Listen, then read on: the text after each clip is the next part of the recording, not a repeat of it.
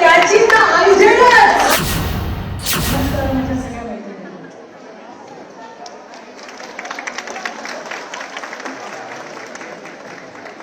आजचा हा कार्यक्रम हा राजकीय कार्यक्रम नाही, हा कार्यक्रम आहे बहीण आणि भावाच्या पवित्र नात्याचा सोहळा। आज त्या ठिकाणी एक भावनिक वातावरण आहे, सकाळपासून आपण या ठिकाणी अनुभवतो। पक्षाची शिस्त थोडीशी करून देवाभाऊ आज आम्ही खूप नाचलोय ना ग, आमचा देवाभाऊ येणार आहे, हा आनंद प्रत्येकाच्या चेहऱ्यावर, राज्यभरातून प्रत्येक जिल्ह्यातून प्रत्येक तालुक्यातून गावात खेड्यातून आलेली राखी आपल्या देवाभाऊसाठी, आणि फक्त ती राखीच नाही, त्यासोबत देवाभाऊचं सुयश चिंतणाऱ्या लाखो चिठ्ठ्या देवाभाऊ राज्यातल्या बहिणींनी आपल्या लाडक्या देवाभाऊसाठी दिल्या। आज तुम्ही आम्हाला बघता, आम्ही सगळ्या नटून सजून आलो, आज आम्ही निवांत आहोत ना, कारण आमच्याकडे आता रविदादा आले ना, रविदादा म्हणतात निवांत या आजच्या कार्यक्रमाचं सगळं नियोजन हे महाराष्ट्र प्रदेशने केलंय, आमच्या रविदादाने केलंय।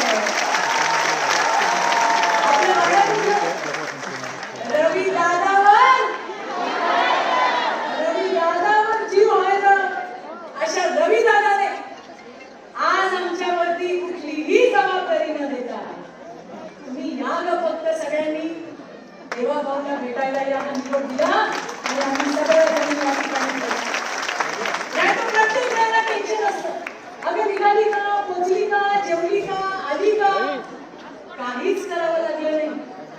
घेणारी माणसंही आली, कुठे जायचं ते सांगणारी माणसंही आली, गरमागरम नाश्ता पण झाला ना, आणि जेवणाची पण उत्तम व्यवस्था आमच्या तरुणांनी केली आहे।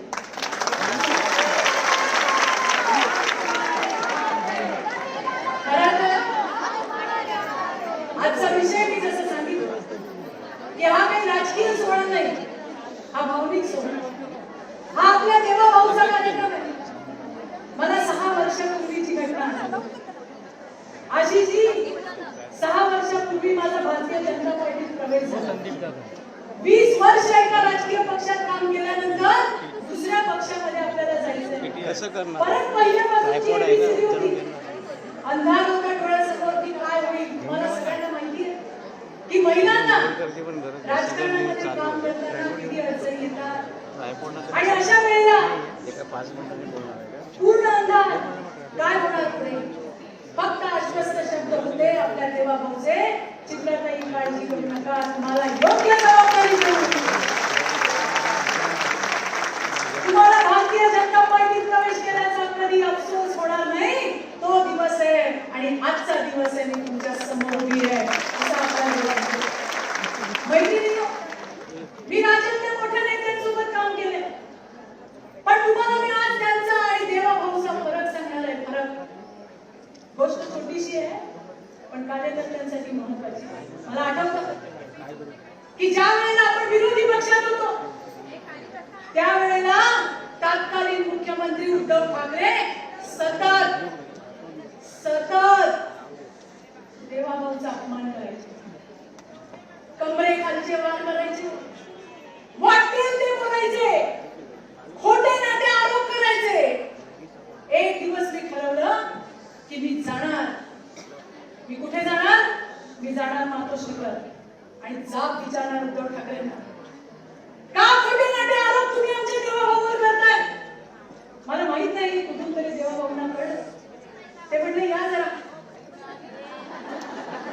मी गेले, कुठे चालले होते, म्हटलं देवाभाऊ मी चालले मातोश्रीवर, कशाला चालले, म्हटलं जाब विचारायला चालले मुख्यमंत्र्यांना, मुख्यमंत्री राहतात ना तिकडे, त्यांच्या घरी जाऊन जाब विचार।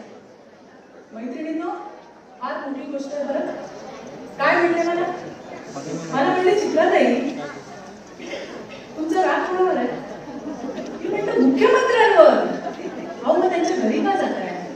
मुख्यमंत्री एकटे नाही राहत तिथे, त्यांचा परिवार राहतो आणि त्यांच्या परिवाराला आपल्याला त्रास नाही द्यायचा.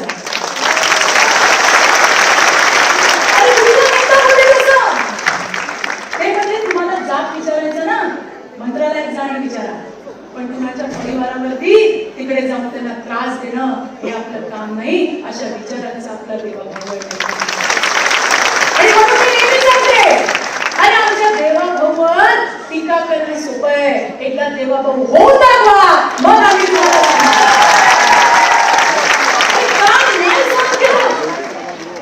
काय नाही सहन केलं. त्याच्या जातीवर तुम्ही बोलला, त्याच्या शरीरावर तुम्ही बोलला, तुम्ही आमच्या देवाभाऊच्या परिवारावर बोलला, कुठेही सोडलं नाही. पण देवाभाऊनी आपला संयम त्या ठिकाणी अजिबात सोडला नाही. ते महाराष्ट्राच्या जनतेसाठी काम करत राहिले. देवाभाऊ, महिला मोर्चाचं अध्यक्षपद तुम्ही मला दिलं, त्यावेळेला आपण विरोधी पक्षात होतो आणि त्यावेळेला बावनकुळे साहेब आमचे प्रदेश अध्यक्ष होते. प्रत्येक वेळेला द्वेषाने त्यांनी सांगितलं चित्राताई 51% लढाई लढायची आहे आणि कुठल्याही परिस्थितीत या दगाबाज लोकांना त्यांची जागा टाकून द्यायची. देवाभाऊ, एक दिवस पण असं गेला नाही, मीच नाही हो, या माझ्या समोर बसलेल्या राज्यातल्या सगळ्या रणगामिणी राज्य सरकारवर तुटून पडत होत्या. विचार केला नाही केसेस होती, हो का नाही ग? तुमच्यासाठी बोलती, केसेस होती, विचार केला नाही, अटक होईल, विचार केला नाही. फक्त आमच्या भाजपासाठी आणि देवाभाऊसाठी लढायचं. मध्यंतरी राजकीय घडामोडी झाल्या आणि देवाभाऊ आपण परत सत्तेत आलो. आम्हाला किती आनंद झाला. आशा पल्लवी झाल्या, परत आमचा देवाभाऊ मुख्यमंत्री होईल. पण भारतीय जनता पार्टी शिस्तीचा पक्ष आहे. समर्थपणे मुख्यमंत्री पद भूषवलेला आपला देवाभाऊ, कुठेही कमी नसलेला आपला देवाभाऊ, पक्षाने सांगितलं आणि मुख्यमंत्री पदासाठी सक्षम असणारा देवाभाऊ उपमुख्यमंत्री होता. हा त्याग आहे, हे समर्पण आहे आणि फक्त भाषणात नाही, करून दाखवलं. देवाभाऊ, आमच्या सीट मागे पुढे झाला ना तर आम्हाला झोप लागत नाही. काय ग करत नाही? आम्हाला दुसऱ्या सीटवरून तिसऱ्या सीटवर गेलं मेघाताई तर आपल्याला मेघनाताई झोप लागत नाही. पण हा बघा, हाडा मासाचा कसा परमेश्वराने बनवलाय. उपमुख्यमंत्री पण झाले आणि ते उपमुख्यमंत्री पद सुद्धा वाटून दिलं. असे आपले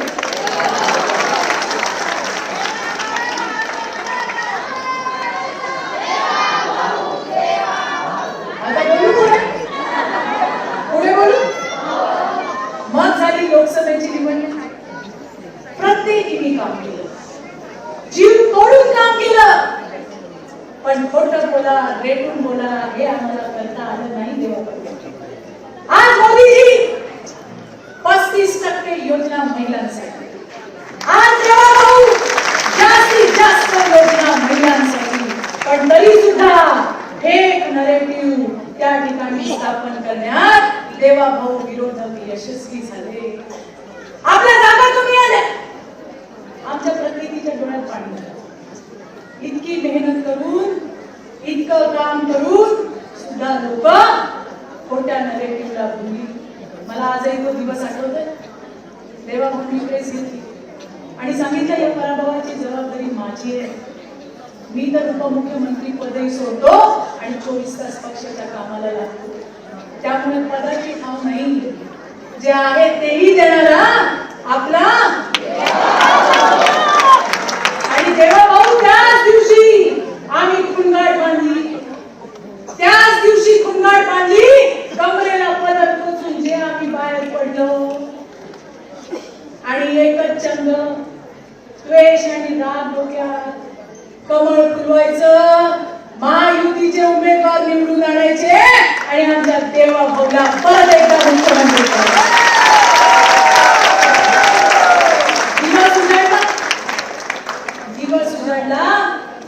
तो म्हणजे 5 डिसेंबर 2024. अरे याच साठी केला होता अट्टहास आणि आमचा देवा भाऊ त्या ठिकाणी मुख्यमंत्री झाला.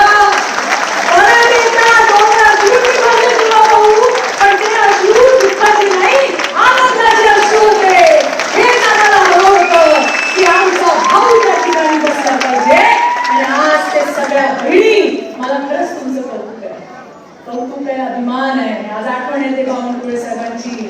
त्यांनी सुद्धा आम्हाला भरघोस साथ दिली. रवी दादा तुम्ही होतात पहिल्यांदा विधानसभेपर्यंत दादा त्या ठिकाणी गाड्या गेल्या आणि माझ्या प्रत्येक ताईने त्या ठिकाणी झटून काम केलं. पंतप्रधान मोदी त्यांच्या पावलावर पाऊल ठेवणारे आपले देव. अरे जन्मापासून मरणापर्यंतच्या योजना आपल्यासाठी आहे. बेटी बचाव पासून बाई पोटूशी राहिली की त्या ताईचा बाळंतपण हॉस्पिटलमध्ये व्हायला पाहिजे. पीएम मातृवंदन योजना 6,000 रुपये खात्यामध्ये लगेच. बाईला चांगलं ताईला दूध आलं पाहिजे की मुलं कुपोषित व्हायला नको म्हणून मोदीजींचा पोषण आहार घराघरात येतो का नाही. आता लेकर कोणाची ना लेकर कोणाची आणि काळजी कुणाला. काळजी मोदींना. असे पंतप्रधान मिळणार आहेत का आपल्याला.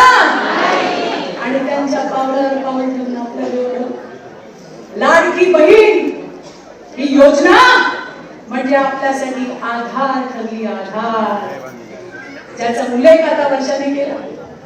1500 रुपये काही फार नाही. त्याच्याने बंगले नाही म्हटले जाते पण ते पैसे माझे आहेत, माझ्या खात्यात आहेत, माझ्या देवाभाऊने पाठवले. देवाभाऊ तुम्हाला सांगू का रवी दादा. आता बायका महाराष्ट्रातल्या लाडक्या बहिणी नवऱ्याच्या मेसेजची वाट नाही बघत. आता लाडक्या बहिणी देवाभाऊच्या मेसेजची वाट बघतात. 1500 रुपये खात्यात आले का नाही याची चौकशी चालू होते. आणि तुम्हाला सांगू का आज इथं देवा भाऊ आहे, रवी दादा आहे, आशिषजी आहे, संजयजी आहे, अमितजी आहे, पांडेजी आहे, संजय आहे, कौरिकर साहेब आहे, तमिळजी आहे, आता विक्रांत आहे. मला सगळ्यांना सांगायचं आम्हाला ना परमेश्वराने एक सिक्स सेन्स दिला. म्हणजे तुम्हाला सगळ्यांना जे दिसतंय तेच दिसतंय पण आम्हाला ना पलीकडचं पण दिसतं. दिसतं का नाही पण तुम्हाला जे बोलतो तेवढंच ऐकायला येतं. आम्हाला 4 घरात पलीकडचं सुद्धा ऐकायला येतं. कुणी चालताना जर देवा भाऊ कोण खेटून गेला ना तर त्याची ना आयुष्यच.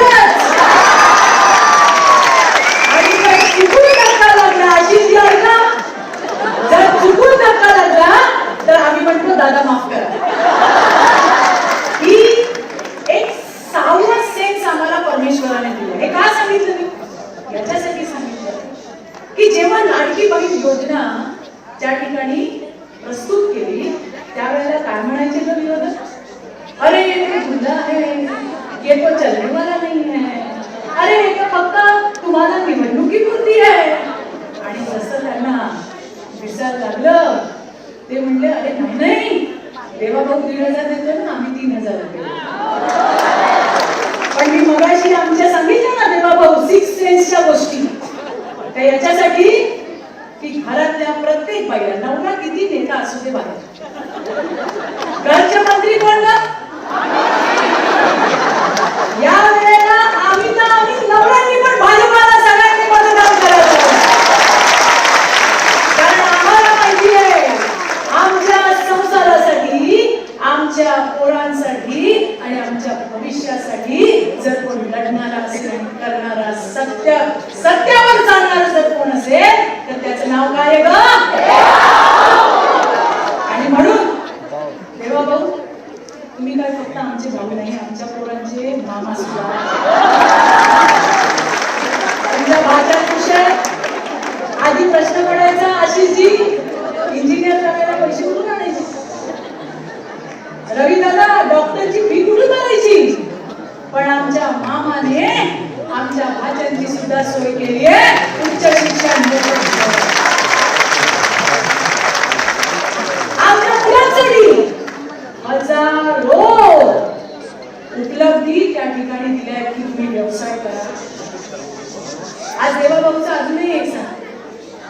मी म्हणते, चित्रताई भाषणाने होत नाही बरं. काहीतरी असं काम केलं पाहिजे की ज्याच्यामुळे महिलांच्या हाताला काम मिळेल आणि त्या कामाला दाम मिळेल.